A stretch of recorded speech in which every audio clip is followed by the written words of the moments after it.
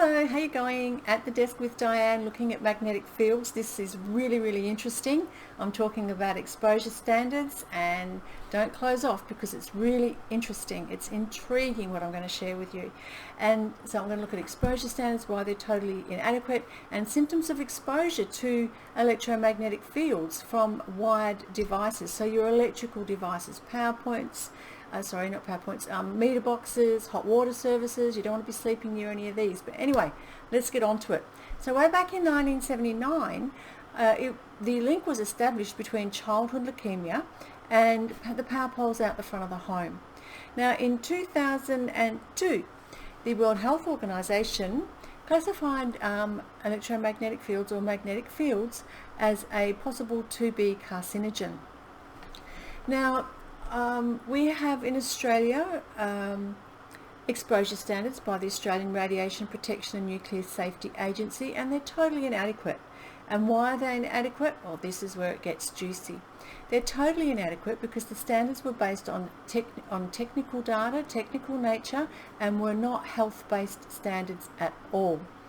So let me give you an example here. And apparently say that it is safe for us to be sleeping in 1000 milligauss, which milligauss is what we measure magnetic fields in. So it's safe for us to be sleeping in 1000 milligauss. But how come research has shown, and peer-reviewed research, that leukemia happens at between 2 to 4 milligauss for childhood leukemia. Breast cancer happens at 10 milligauss.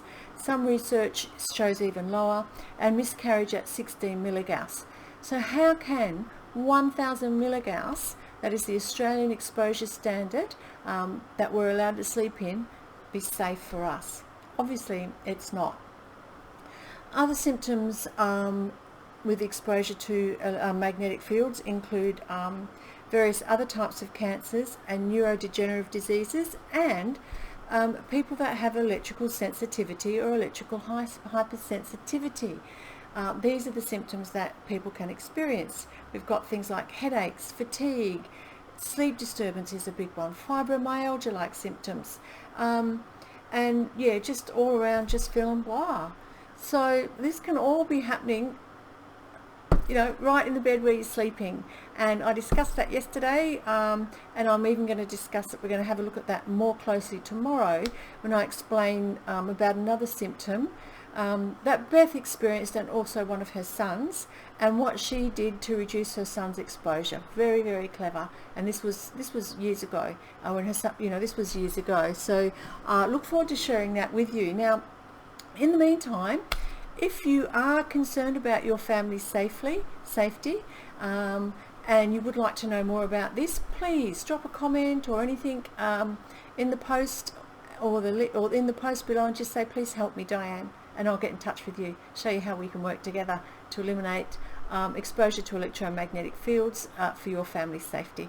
See you later. Have a great day. Looking forward to tomorrow. It's going to be a beauty. See you guys.